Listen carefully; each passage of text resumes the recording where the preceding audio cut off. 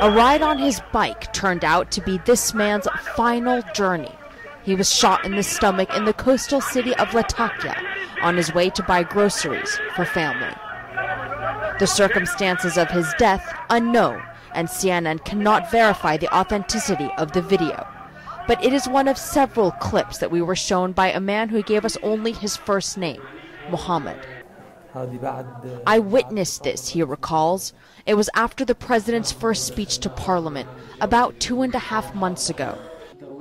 A month later, Muhammad took his family and fled from his hometown, starting a long and risky journey that ended here, at the Yaylada refugee camp just over the border in Turkey. Now Muhammad sneaks between Turkey and Syria. I wanted to help the families that are crossing, he says, and the wounded, and just to help the people that are on the border, to make a small difference. At the Syrian side of the border is a small makeshift camp, close to an unofficial crossing. Muhammad films people as they take their final steps to safety, capturing moments like this. A woman wailing, my children, all the people are my children, before imploring God to save them. He shows us the dismal life inside the camp. People living in crude tents, washing in the small river. Most of these people choose not to cross into Turkey because they were separated from family members in the chaos as they fled.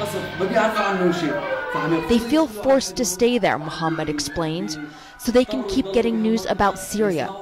They're afraid that if they cross into Turkey, they'll be cut off, not knowing if their loved ones were killed or detained. There are wounded here too after clashes in a nearby town. This man came last Saturday, Muhammad tells us.